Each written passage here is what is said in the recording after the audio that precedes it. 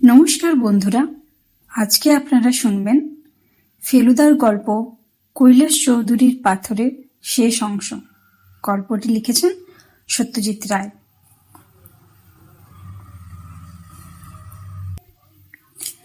পরের দিন ছিল রবিবার। সারাদিনের মধ্যে বেশিরভাগটা সময় ফেলুদা ওর ঘরে পায়চারি করেছে। বিকেলে 4টে নাগাদ ওকে পায়জামা ছেড়ে প্যান্ট পরতে দেখে জিজ্ঞাসা করলাম, তুমি কি বেরোচ্ছ? ফেলুদা বলল, ভিক্টোরিয়া মেমোরিয়ালে লিলি গাছগুলো একবার দেখে আসবো ভাবছি। যাবি তো? ট্রামে করে গিয়ে লোয়ার সার্কুলার রোডের মোড়ে নেমে হাঁটতে হাঁটতে 5টা নাগাদ ভিক্টোরিয়া মেমোরিয়ালের দক্ষিণ গেটটায় পৌঁছলাম। এদিকটায় লোকজন একটু কম আসে, বিশেষ করে সন্ধ্যের দিকটায় যা লোক আসে সবই সামনের দিকে, মানে উত্তরে গড়ের মাঠের দিকে। গেট দিয়ে ঢুকে 20 হাত আন্দাজ করে এগিয়ে গিয়ে দেখি বাঁ দিকে সত্যি লিলি গাছের কেয়ারি। তার প্রথম সারির প্রথম গাছটার নিচে পাথরটা রাখার কথা। লিলি গাছের মতো এত সুন্দর জিনিস দেখেও গাটা যেন কেমন ছমছম করে উঠল। ফেলুদা বলল, কাকার একটা বাইনোকুলার ছিল না, যেটা সেবার দার্জিলিং নিয়ে গেছিলেন? আমি বললাম, আছে। মিনিট 15 ভিক্টোরিয়া মেমোরিয়ালে ঘুরে আমরা একটা ট্যাক্সি নিয়ে সোজা চলে গেলাম লাইট হাউসের সামনে। ফেলুদার কি সিনেমা দেখার শখ হলো নাকি? কিন্তু শেষ পর্যন্ত সিনেমায় না ঢুকে ও গেল উল্টো দিকের একটা বইয়ের দোকানে। এ বই সে বই ঘেটে ফেলুদা দেখি একটা বিরাট মোটা স্ট্যাম্প ক্যাটালগ নিয়ে তার পাতা উল্টোতে আরম্ভ করলো। আমি পাশ থেকে ফিসফিস করে বললাম, তুমি কি অবনীশবাবুকে সন্দেহ করছো নাকি? ফেলুদা বলল, এত যার স্ট্যাম্পের শখ তার কিছুটা কাঁচা টাকা পেলে সুবিধে হয় বই কি।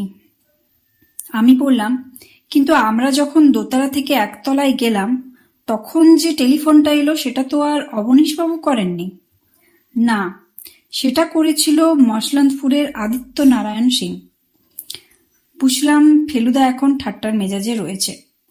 ওর সঙ্গে আপাতত এ বিষয়ে আর কথা বলা চলবে না। বাড়ি যখন ফিরলাম তখন 8টা বেজে গেছে। ফেলুদা কোটটা খুলে বিছানায় ছুঁড়ে ফেলে দিয়ে বলল, আমি যতক্ষণ হাত মুখ ধুচ্ছি তুই ডিরেক্টরি থেকে কৈলাসবাবুর টেলিফোন নাম্বারটা বার করত। ডিরেক্টরি হাতে নিয়ে টেলিফোনের সামনে বসা মাত্র ক্রিং করে ফোনটা বেজে ওঠে। আমি বেশ চমকে দিল। আমাকেই ধরতে হয়। তুলে নিলাম রিসিভারটা। হ্যালো, কে কথা বলছেন? এ কি অদ্ভুত গলা, এই গলা তো চিনি না। বললাম, কাকে চাই? কর্কশ গম্ভীর গলায় উত্তর এলো, ছেলে মানুষ বয়সে গোয়েন্দাদের সঙ্গে ঘোরাফেরা করা হয় কেন? প্রাণের ভয় নেই? আমি ফেলুদার নাম ধরে ডাকতে গেলাম, কিন্তু গলা দিয়ে আওয়াজ বেরোলো না। কাঁপতে কাঁপতে টেলিফোনটা রেখে দেওয়ার আগে শুনতে পেলাম লোকটা বলল, সাবধান করে দিচ্ছি তোমাকেও তোমার দাদাকেও, ফল ভালো হবে না। আমি কাঠ হয়ে চেয়ারে বসে রইলাম। বাথরুম থেকে বেরিয়ে এসে ফেলুদা বলল, ও কি ওরকম থুম বেড়ে বসে আছিস কেন? কার ফোন এসেছিল? কোনো মতে ঘটনাটা ফেলুদাকে বললাম। দেখলাম ও গম্ভীর হয়ে গেল। তারপর পিঠে একটা চাপড় মেরে বলল, ঘাবড়াস না, লোক থাকবে, পুলিশের লোক, বিপদের কোনো ভয় নেই। ভিক্টোরিয়া মেমোরিয়াল একবার যেতেই হবে কালকে। রাত্রে ভালো ঘুম হলো না। শুধু যে টেলিফোনের জন্য তা নয়, কৈলাসবাবুর বাড়ির ভেতরের অনেক কিছুই বারবার চোখের সামনে ভেসে উঠেছিল। সে লোহা রেলিং দেয়া ছাদ পর্যন্ত উঠে যাওয়া সিঁড়ি, দোতলায় মার্বেল বসালো অর্ধকার লম্বা বারান্দা, আর তার দরজার ফাঁক দিয়ে বার করা কৈলাসবাবুর বাবার মুখ। কৈলাসবাবুর দিকে ওরকম ভাবে চেয়েছিলেন কেন তিনি? আর কৈলাসবাবু বন্দুক হাতে ছাতে গিয়েছিলেন কেন? কিসের শব্দ পেয়েছিলেন উনি? ঘুমোতে যাওয়ার আগে ফেলুদা একটা কথা বলেছিল, জানিস তো অবশ্যই, যারা চিঠি লেখে আর টেলিফোন করে হুমকি দেয় তারা বেশিরভাগ সময়ে আসলে কাওয়ার্ড হয়। এই কথাটার জন্যই বোধহয় শেষ পর্যন্ত ঘুমটা এসে গেল। পরদিন সকালে ফেলুদা কৈলাসবাবুকে ফোন করে বলল তিনি যেন নিশ্চিন্তে বাড়িতে বসে থাকেন, যা করবার ফেলুদাই করবে। আমি তো জিজ্ঞেস করলাম, কখন যাবে ভিক্টোরিয়া মেমোরিয়ালে? ফেলুদা বলল, কাল যে সময় গিয়েছিলাম সেই সময়। ভালো কথা। তোর স্কুলের ড্রয়িং এর খাতা পেন্সিল টেন্সিল আছে তো? আমি একটু ঘাবড়ে গেলাম। কেন, তা দিয়ে কি হবে? আছে কিনা বল না। তা তো থাকতেই হবে, সঙ্গে নিয়ে নিবি। লিলি গাছের উল্টো দিকে কিছু দূরে দাঁড়িয়ে তুই ছবি আঁকবি, গাছপালা, মেমোরিয়াল, বিল্ডিং, যা হয় একটা কিছু। আমি হব তোর মাস্টার। ফেলুদার আঁকার হাত রীতিমতো ভালো। বিশেষ করে মাত্র একবার যে মানুষকে দেখেছে, পেন্সিল দিয়ে খসখস করে মোটামুটি তার একটা পোর্ট্রেট আঁকার আশ্চর্য ক্ষমতা ফেলুদার আছে। কাজেই ড্রয়িং মাস্টারের কাজটা তার পক্ষে বেমানান হবে না। শীতকালের দিন ছোট হয়, তাই আমরা 4টের কিছু আগেই ভিক্টোরিয়া মেমোরিয়ালে পৌঁছে গেলাম। সোমবার ভিড়টা আরও কম। 3টে পেরাম্বুলেটর সাহেবের বাচ্চাদের নিয়ে নেপালি আয়ারা ঘোরাফেরা করছে। একটা পরিবারকে দেখে মারোয়ারি বলে মনে হলো, আর তাছাড়া 2-1জন বুড়ো ভদ্রলোক। এদিকটায় আর বিশেষ কেউ নেই। কম্পাউন্ডের মধ্যেই, কিন্তু গেট থেকে বেশ কিছুটা দূরে চৌরঙ্গির দিকটায় একটা বড় গাছের তলায় 2জন প্যান্ট পরা লোককে দেখলাম, যাদের দিকে দেখিয়ে ফেলুদা আস্তে করে আমায় কনুই দিয়ে একটা খোঁচা দিল। বুঝলাম ওরাই হচ্ছে পুলিশের লোক। ওদের কাছে নিশ্চয়ই লুকোনো রিভলভার আছে। ফেলুদার সঙ্গে পুলিশের কিছু লোকের বেশ খাতির আছে, এটা জানতাম। লিলিপুরের সালে উল্টো দিকে কিছুটা দূরে খাতা পেন্সিল বার করে ছবি আঁকতে আরম্ভ করলাম। এ অবস্থায় কি আঁকায় মন বসে? চোখ আর মন দুটোই অন্যদিকে চলে যায়। আর ফেলুদা মাঝে মাঝে এসে ধমক দেয়, আর পেন্সিল দিয়ে খসখস করে হিজিবিজি এঁকে দেয়, যেন কতই না কারেক্ট করছে। আমার কাছ থেকে দূরে সরে গেলেই ফেলুদা বাইনোকুলার চোখে লাগিয়ে এদিক ওদিক দেখে। সূর্য পায় ডুবুডুবু। কাছে গির্জার ঘড়িতে ঢং ঢং করে 5টা বাজল। লোকজন কমে আসছে, কারণ একটু পরেই বেশ ঠান্ডা পড়বে। মারোয়ারিরা একটা বিরাট গাড়িতে উঠে চলে গেল। আয়াগুলো পেরাম্বুলেটার ঠেলতে ঠেলতে রওনা দিল। লোয়ার সার্কুলার রোড দিয়ে আপিস ফেরতা গাড়ির ভিড় আরম্ভ হয়েছে। ঘন ঘন হর্নের শব্দ কানে আসছে। ফেলুদা আমার পাশে এসে ঘাসের উপর বসতে গিয়ে বসল না। দেখলাম তার চোখ ভিক্টোরিয়া মেমোরিয়ালের গেটের দিকে। আমি সেই দিকে চেয়ে গেটের বেশ কিছুটা বাইরে রাস্তার ধারে একজন ব্রাউন চাদর জড়ানো লোক ছাড়া আর কাউকে দেখতে পেলাম না। ফেলুদা চোখে বাইনোকুলার লাগিয়ে কিছুক্ষণ ওই দিকে দেখে বাইনোকুলারটা আমার হাতে দিয়ে বলল, দেখ ওই চাদর গায়ে দেওয়া লোকটাকে।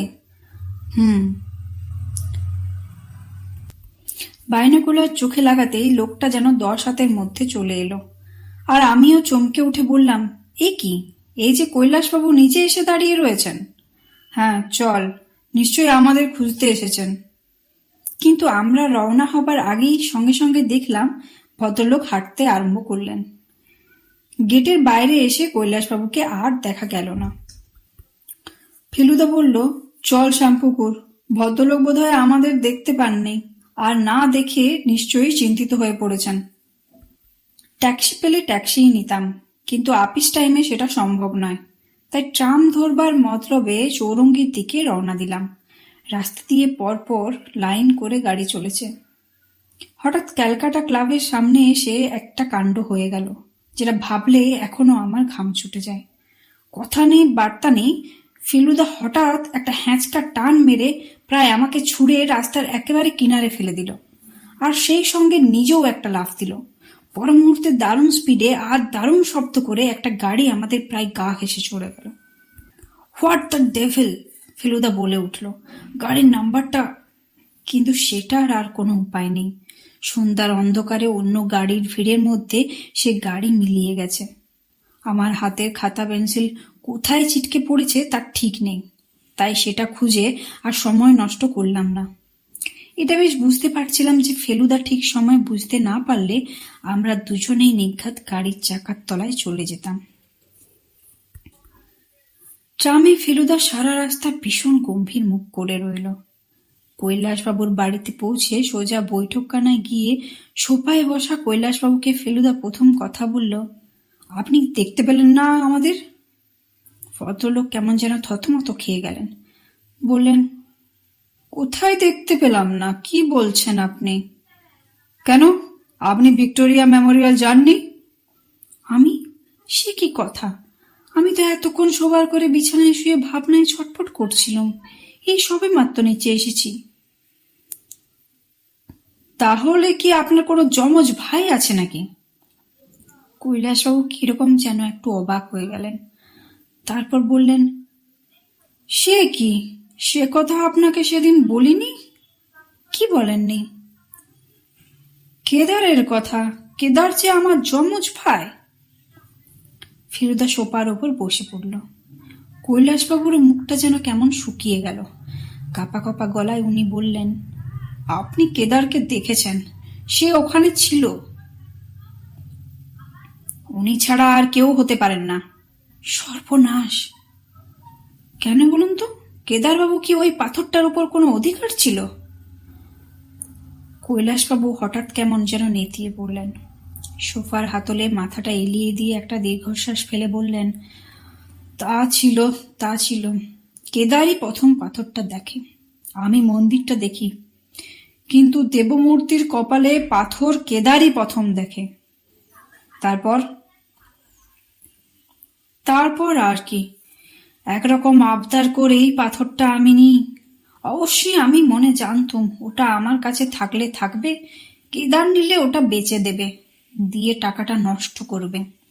আর ওটার যে কত দাম সেটা আমি জেনেও কেদারকে জানাইনি। সত্যি বলতে কি, কেদার যখন বিদেশে চলে গেল তখন আমার মনে একটা নিশ্চিত ভাব এলো। কিন্তু ওখানে হয়তো ও বিশেষ সুবিধা করতে পারেনি, তাই ফিরে এসেছে। হয়তো পাথরটাকে নিয়ে বিক্রি করে সেই টাকায় নতুন কিছু ব্যবসা থাকবে। একটুক্ষণ চুপ করে থেকে ফেলুদা বলল, এখন উনি কি করতে পারেন সেটা বলতে পারেন? কৈলাসবাবু বললেন, জানি না, তবে আমার মুখোমুখি তো একবার তাকে আসতেই হবে। বাড়ি থেকে যখন বেরোই না, আর লিলি গাছের নিচে পাথর আমি এখন রাখিনি, তখন সে আসবেই। আপনি কি চান আমি এখানে থেকে একটা কোনো ব্যবস্থা করি? না, আর কোনো প্রয়োজন হবে না। সে আমাকে কথা বলার সুযোগ না দিয়ে কিছু করবে বলে মনে হয় না। আর কথা যদি বলতে আসে তাহলে ভাবছি পাথরটা দিয়েই দেব। আপনার কর্তব্য এখানেই শেষ। আপনি যে লাইফ রিস্ক করে আজ ভিক্টোরিয়া মেমোরিয়ালে গিয়েছিলেন তার জন্য যথেষ্ট কৃতজ্ঞ। আপনি বিলটা পাঠিয়ে দেবেন, একটা চেক আমি দিয়ে দেব। ফেলুদা বলল, লাইফ রিস্কই তো বটে, একটা গাড়ি তো পিছন থেকে এসে পায় আমাদের শেষ করে দিয়েছিল। আমার কনুইটা খানিকটা ছড়ে গিয়েছিল, আমি সেটা এতক্ষণ হাত দিয়ে ঢাকবার চেষ্টা করছিলাম, কিন্তু চেয়ার ছেড়ে উঠবার সময় ফেলুদা সেটা দেখে ফেলল। ও কি রে, তোর হাতে যে রক্ত! তারপর কৈলাসবাবুর দিকে ফিরে বলল, কিছু যদি মনে না করেন, আপনার এখানে একটু ডেটল বা আয়োডিন হবে কি? এইসব ঘাগুলো আবার বড্ড চট করে সেপটিক হয়ে যায়। কৈলাসবাবু ব্যস্ত হয়ে বললেন, ইস, যা হয়েছে কলকাতার রাস্তাঘাট! দেখি অবনীশকে জিজ্ঞেস করি। অবনীশবাবুর ঘরের সামনে গিয়ে ডেটলের কথা জিজ্ঞেস করতেই উনি কেমন যেন একটু অবাক হয়ে গেলেন। তুমি যে এই দিন 7 আগেই আনলে, সে কি এর মধ্যেই ফুরিয়ে গেল? কৈলাসবাবু একটু অপ্রস্তুত হয়ে বলল, ওহো, তাই তো, এই দেখ, খেয়ালই নেই। আমার কি আর মাথা ঠিক আছে? ডেটল লাগিয়ে কৈলাসবাবুর বাড়ি থেকে বেরিয়ে এসে দেখি ফেলুদা কর্নওয়ালিস স্ট্রিটে ট্রামের দিকে না গিয়ে যাচ্ছে উল্টো দিকে। আমি কিছু জিজ্ঞেস করার আগেই ও বলল, গণপতিদার কাছে একবার টেস্ট ম্যাচের টিকিটের কথাটা বলে যায়, এত কাছে যখন এসেছি। কৈলাসবাবুর 2 বাড়ি পরেই গণপতি চ্যাটার্জির বাড়ি। আমি ওর নাম শুনেছি ফেলুদার কাছে, কিন্তু দেখিনি কখনো। রাস্তার ওপরেই সামনেই ঘর, টুকা মারতেই গেঞ্জির উপর পুলোভার পরা একজন নাদুস নুদুস ভদ্রলোক দরজা খুলল। আরে ফেলু মাস্টার যে, কি খবর? একটা খবর তো বুঝতেই পারছেন। তা তো বুঝেছি, তবে সশরীরে তাগাদা না দিতে এলেও চলতো। তোমার রিকোয়েস্ট কি ভুলি? যখন বলেছি দেব তখন দেবই। আসার কারণ অবশ্যই আরেকটা আছে। আপনার বাড়ির ছাদ থেকে শুনেছি উত্তর কলকাতার একটা খুব ভালো ভিউ পাওয়া যায়। একটা ফিল্ম কোম্পানির জন্য সেইটা একবার দেখতে চাইছিলুম। স্বচ্ছন্দে সটান সিঁড়ি দিয়ে চলে যাও, আমি এদিকে চায়ের আয়োজন করছি। চারতলা ছাদে উঠে পূব দিকে চাইতেই দেখি কৈলাসবাবুর বাড়ি। একতলার বাগান থেকে ছাদ অবধি দেখা যাচ্ছে। দোতলায় একটা ঘরে আলো জ্বলছে, আর তার ভেতরে একজন লোক খুটখুট করে এদিক ওদিক ঘুরে বেড়াচ্ছে। খালি চোখেই বুঝতে পারলাম সেটা কৈলাসবাবুর বাবা।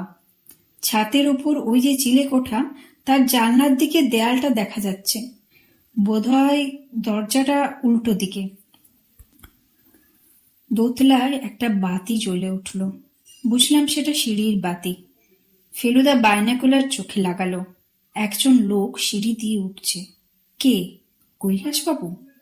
এত দূর থেকেও তার লাল সিল্কের ড্রেসিং গাউনটা দেখেই বোঝা যায়। কয়েক সেকেন্ডের জন্য কৈলাসবাবুকে দেখা গেল না। তারপর হঠাৎ দেখি উনি ছাদে উঠে এসেছেন। আমরা দুজনেই চট করে একসঙ্গে নিচু হয়ে শুধু চোখ দুটো পাঁচিলের উপর দিয়ে বার করে রাখলাম। কৈলাসবাবু এদিক ওদিক দেখে চিলে কোঠার উল্টো দিকে চলে গেলেন। তারপর ঘরের বাতি জ্বলে উঠল। কৈলাসবাবুকে জানালায় দেখা গেল। উনি আমাদের দিকে পিঠ করে দাঁড়িয়ে আছেন। আমার বুকের ভেতরে ভীষণ জোরে ঢিপ ঢিপ আরম্ভ হয়ে গেছে। কৈলাসবাবু কিছুক্ষণ দাঁড়িয়ে থেকে মাটিতে বসে পড়লেন। কিছুক্ষণ পর কৈলাসবাবু আবার ঘরের বাতি নিভিয়ে সিঁড়ি দিয়ে নিচে চলে গেলেন। ফেলুদা শুধু বলল, গোলমাল গোলমাল। ফেলুদার এরকম অবস্থায় আমি ওকে বিশেষ কিছু বলতে সাহস পাই না। অন্য সময় মাথার চিন্তা থাকলেও পায়চারি করে, কিন্তু আজ দেখলাম ও শটান বিছানায় শুয়ে সিলিংয়ের দিকেই তাকিয়ে আছে। রাত 9:30টায় দেখলাম ও নোট বইয়ে কি যেন হিজিবিজি লিখছে। ও আবার এসব লেখা ইংরেজি ভাষায়, কিন্তু গ্রিক অক্ষরে লেখে, আর সে অক্ষর আমার জানা নেই। এইটুকু বুঝতে পারছিলাম যে কৈলাসবাবুর বারণ সত্ত্বেও ও ওই পাথরের ব্যাপারে কাজ চালিয়ে যাচ্ছে। ঘুমোতে রাত হয়েছিল বোধহয়। সকালে নিজে থেকে ঘুমটা ভাঙেনি, ভাঙলো ফেলুদার ঠেলাতে। এই তো সে, ওঠ ওঠ, শ্যামপুকুর যেতে হবে। কিসের জন্য? ফোন করেছিলাম, কেউ ধরছে না, গন্ডগোল মনে হচ্ছে। 10 মিনিটের মধ্যে ট্যাক্সিতে উঠে ঊর্ধ্বশ্বাসে ছুটে চললাম শ্যামপুকুরের দিকে। গাড়িতে ফেলুদা শুধু একটা কথাই বলল, কি সাংঘাতিক লোক রে বাবা, আর একটু আগে জানতে পারলে বোধহয় গন্ডগোলটা হতো না। কৈলাসবাবুর বাড়িতে পৌঁছে ফেলুদা বেল টেল না টিপেই ভেতরে চলে গেল। অবশ্যই দরজাটা যে খোলাই ছিল সেটাও আমাদের ভাগ্য। সিঁড়ি পেরিয়ে অবনীশবাবুর ঘরের সামনে পৌঁছতেই চক্ষু স্থির। টেবিলের সামনে একটা চেয়ার উল্টে পড়ে আছে, আর তার ঠিক পাশেই মেঝেতে হাত দুটো পিছনে জড়ো করে বাঁধা আর মুখে রুমাল বাঁধা অবস্থায় পড়ে আছেন অবনীশবাবু।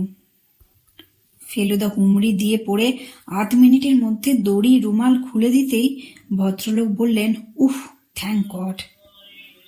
ফেলুদা বলল, কে করেছে দশা আপনার? ভদ্রলোক হাঁপাতে হাঁপাতে উঠে বসলেন। মামা, কৈলাস মামা। মামার মাথা খারাপ হয়ে গেছে। সেদিন বলেছিলাম না আপনাকে? ভোরে এসে বসেছি ঘরে, বাতি জ্বালিয়ে কাজ করছিলাম। মামা ঘরে ঢুকে আগেই বাতি নিমিয়েছেন। তারপর মাথায় একটা বাড়ি। তারপর আর কিচ্ছু জানি না। কিছুক্ষণ হলো জ্ঞান ফিরেছে, কিন্তু নড়তে পারি না, মুখে শব্দ করতে পারি না। উফ। আর কৈলাসবাবু? ফেলুদা পায়ে চিৎকার করে উঠল। জানি না। ফেলুদা এক লাফে উঠে ঘর থেকে বেরিয়ে গেল। আমিও ছুটলাম তার পেছনে। একবার বৈঠকখানায় ঢুকে কাউকে না দেখে 3 ধাপ সিঁড়ি এক এক লাফে উঠে দোতলায় পৌঁছে ফেলুদা শটান কৈলাসবাবুর ঘরে গিয়ে উপস্থিত হলো। খাটের চেহারা দেখে মনে হলো সেখানে লোক শুয়েছিল, কিন্তু ঘর এখন খালি। আলমারির দরজা দেখি হাঁ করে খোলা। ফেলুদা দৌড়ে গিয়ে দরাজ খুলে জিনিসটা বার করলো। সেটা মখমলের সেই নীল বাক্স। খুলে দেখা গেল ভেতরে যেই পাথর ছিল তেমনিই আছে। এতক্ষণে দেখি অবনীশবাবু ঘরে হাজির হয়েছেন। তার মুখের অবস্থা শোচনীয়। তাকে দেখেই ফেলুদা বলল, ছাতের ঘরের চাবি কার কাছে? ভদ্রলোক থতমত খেয়ে বললেন, সে সে তো মামার কাছে। তবে চলুন ছাতে, বলে ফেলুদা তাকে হিড় করে টেনে বার করে নিয়ে গেল। অন্ধকার সিঁড়ি দিয়ে তিনজনে ছাতে উঠে দেখি চিলেকোঠার দরজা বাইরে থেকে তালা দিয়ে বন্ধ। এইবার দেখলাম ফেলুদার গায়ের জোর। দরজা থেকে 3 হাত পিছিয়ে কাঁধটা আগিয়ে বাঘের মতো ঝাঁপিয়ে পড়ে 4 বার ধাক্কা দিতেই কড়াগুলো পেরেক শুদ্ধ উবড়ে বেরিয়ে এসে দরজাটা ঝড়াং করে খুলে গেল। ভিতরে অন্ধকার। তিনজনে ঘরের মধ্যে ঢুকলাম। ক্রমে চোখটা শুয়ে আসতে দেখলাম এক কোণে অবনীশবাবুরই মতো দড়ি বাঁধা মুখ বাঁধা অবস্থায় পড়ে আছেন। উনি কে? কৈলাস চৌধুরী না কেদার চৌধুরী? দড়ির বাঁধর খুলে নিয়ে তাকে কুলপাঁজা করে নিয়ে ফেলুদা সিঁড়ি দিয়ে দোতলায় নেমে কৈলাসবাবুর ঘরে গিয়ে বিছানার উপর শোয়ালো। ভদ্রলোক তখন ফেলুদার দিকে ফ্যাল করে চেয়ে ক্ষীণ গলায় বললেন, আপনি কি? ফেলুদা বলল, আগে হ্যাঁ, আমারই নাম প্রদোষ মিত্তির। চিঠিটা বোধহয় আপনি আমাকে লিখেছিলেন, কিন্তু আপনার সঙ্গে সাক্ষাৎ পরিচয় হবার সৌভাগ্য হয়নি। অবনীশবাবু, এর জন্য একটু গরম দুধের ব্যবস্থা করুন তো। আমি অবাক হয়ে ভদ্রলোকের দিকে চেয়ে আছি। ইনি তাহলে কৈলাস চৌধুরী? ভদ্রলোক বালিশের উপর ভর দিয়ে খানিকটা সোজা হয়ে বসে বললেন, শরীরে জোর ছিল, তাই টিকে আছি। অন্য কেউ হলে এই 4 দিনে। ফেলুদা বলল, আপনি বেশি স্ট্রেন নেব করবেন না। কৈলাসবাবু বললেন, কিছু কথা তো বলতেই হবে, নইলে ব্যাপারটা আপনাদের কাছে পরিষ্কার হবে না। আপনার সঙ্গে আর সাক্ষাৎ হবে কি করে? যেদিন চিঠি দিলুম আপনাকে, সেই দিনই তো ও আমাকে বন্দি করে ফেলল, তাও চায়ের সঙ্গে ওষুধ মিশিয়ে অজ্ঞান করে, নইলে গায়ের জোরে পারত না। আর সেদিন থেকেই উনি কৈলাস চৌধুরী সেজে বসেছিলেন। কৈলাসবাবু দুঃখের ভাব করে মাথা নেড়ে বললেন, দোষটা আমারই জানেন। বানিয়ে বানিয়ে বড়াই করাটা বোধহয় আমাদের রক্তে একেবারে মিশে আছে। 50 টাকা দিয়ে একটা পাথর কিনেছিলুম জব্বলপুরের বাজার থেকে। কি দুর্মতি হলো! ফিরে এসে চাঁড়ার জঙ্গলের এক দেব মন্দিরের গল্প ফেঁদে কেদারকে তাক লাগিয়ে দিলুম। সেই থেকেই ওর ওইটের উপর লোভ। আমার ভাগ্যটা ও সহ্য করতে পারেনি। অনেক কিছুই সহ্য করতে পারেনি। বোধহয় ভাবতো দুজনে যমজ ভাই, চোখে দেখে কোনো তফাৎ করা যায় না, অথচ আমার গুণ, আমার রোজগার, আমার ভাগ্য, এ ব্যাপারে ওর সঙ্গে এত তফাৎ হবে কেন? ও নিজে ছিল বেপরোয়া, রেকলেস। একবার তো নোট জাল করার কেসে ধরা পড়েছিল। আমি কোনো রকমে ওকে বাঁচাই। বিলেত গেল আমারই কাছ থেকে টাকা ধার করে। ভাবলুম আপদ গেল। এই 7 দিন আগে, গত মঙ্গলবার, বাড়ি ফিরে দেখি পাথরটা নেই। তার কথা মনেই হয়নি। চাকরদের উপর চোটপাট করলুম, কোনো ফল হলো না। বৃহস্পতিবার সকালে আপনাকে চিঠি দিলাম। সেদিন রাতে ও এলো। বাজারে যাচাই করে জেনেছে ও পাথরের কোনো দাম নেই, অথচ ও দেখেছিল লাখ টাকার স্বপ্ন। ক্ষেপে একেবারে লাল। টাকার দরকার, অন্তত 20,000 চাইল। রিফিউজ করলুম। তাতেও আমাকে অজ্ঞান করে বন্দি করলো। বলল যতদিন না টাকা দিই ততদিন ছাড়বে না। আর সে কদিন ও কৈলাস চৌধুরী সেজে বসে থাকবে, কেবল আদালতে যাবে না, অসুখ বলে ছুটি নেবে। ফেলুদা বলল, আমি যখন আপনার চিঠি পেয়ে এসে পড়লাম তখন ভদ্রলোক একটু মুশকিলে পড়েছিলেন, তাই আমাদের 10 মিনিট বসিয়ে রেখে একটা হুমকি চিঠি আর একজন কাল্পনিক শত্রু খাড়া করলেন। এইটে না করলে আমাদের সন্দেহ হতো, অথচ আমি থাকলেও বিপদ, তাই আবার টেলিফোনে হুমকি দিয়ে আর গাড়ি চাপা দিয়ে আমাদের হঠাতেও চেষ্টা করলেন। কৈলাস ভ্রুকুটি করে বললেন, কিন্তু আমি ভাবছি কেদার এভাবে হঠাৎ আমাকে রেহাই দিয়ে চলে গেল কেন? আমি তো কাল রাত অবধি ওকে টাকা দিতে রাজি হইনি। ও কি শুধু হাতেই চলে গেল? অবনীশবাবু যে কখন দুধ নিয়ে হাজির হয়েছেন তা লক্ষ্যই করিনি। হঠাৎ ভদ্রলোকের চিৎকার শুনে চমকে উঠলাম। খালি হাতে যাবেন কেন তিনি? আমার টিকিট, আমার মহামূল্য ভিক্টোরিয়ার টিকিট নিয়ে গেছেন উনি। ফেলুদা অবনীশবাবুর দিকে চেয়ে চোখ বড় বড় করে বলল, সে কি, সেটা গেছে নাকি? গেছে বই কি, আমাকে শেষ করে দিয়ে গেছেন কেদার মামা। কত দাম যেন বলেছিলেন টিকিটটার? 20,000। কিন্তু ফেলুদা অবনীশবাবুর দিকে ঝুঁকে পড়েই গলাটা নামিয়ে বলল, ক্যাটালগে যে বলছে ওটার দাম 50 টাকার বেশি নয়। অবনীশবাবুর মুখ হঠাৎ ফ্যাকাশে হয়ে গেল। ফেলুদা বলল, আপনার মধ্যেও তো চৌধুরী বংশের রক্ত রয়েছে, তাই না? আপনিও বোধহয় একটু রং ছড়িয়ে কথা বলতে ভালোবাসেন। ভদ্রলোক একবার ছেলে মানুষের মতো কাঁদো কাঁদো মুখ করে বললেন, কি করি বলুন, 3-4 বছর ধরে 4,000 ধুলোমাখা চিঠি ঘেটেও যে একটা ভালো টিকিট পেলাম না। তাও তো মিথ্যে বলে লোককে অবাক করে কিছুটা আনন্দ পাওয়া যায়। ফেলুদা হোক হোক করে হেসে উঠে অবনীশবাবুর পিঠ চাপড়ে বললেন, খোঁজ পরোয়া নেই। আপনার কেদার মামাকে আপনি যে টাইটটি দিলেন সেটার কথা ভাবলেই দেখবেন প্রচুর আনন্দ পাবেন। যাকে এবার দমদম এয়ারপোর্টে একটা টেলিফোন করে দেখি। কেদারবাবু পালাবেন আন্দাজ করে আজ সকালে এয়ার ইন্ডিয়াতে ফোন করেই জেনেছি আজ একটা বোম্বাইয়ের প্লেনে ওর বুকিং আছে। পুলিশ থাকবে সেখানে, তাই পালাবার কোনো রাস্তা নেই। ভাগ্যে তপসের কুড়িটা ছড়েছিল। ডেটলের ব্যাপারটাতেই আমার ওর উপর প্রথম সন্দেহ হয়। কেদারবাবুকে গ্রেপ্তার করতে কোনো বেগ পেতে হয়নি। আর অবনীশবাবুও তার 50 টাকার টিকিটটা ফেরত পেয়েছিলেন। ফেলুদা যা পেল তাই দিয়ে আমাদের 3 দিন রেস্টুরেন্টে খাওয়া আর 2টো সিনেমা দেখার পরেও ওর পকেটে বেশ কিছু বাকি রইল। আজ বিকেলে বাড়িতে বসে চা খেতে খেতে ফেলুদাকে বললাম, ফেলুদা, একটা জিনিস আমি ভেবে বার করেছি, সেটা ঠিক কিনা বলবে। কি ভেবেছিস শুনি? আমার মনে হয় কৈলাসবাবুর বাবা বুঝতে পেরেছিলেন যে কেদারবাবু কৈলাসবাবু সেজে বসে আছেন, আর তার সেজন্যই উনি ওর দিকে কটমট করে চাইছিলেন। বাবারা নিশ্চয় নিজেদের যমজ ছেলেদের মধ্যে তফাৎ ধরতে পারে, তাই না?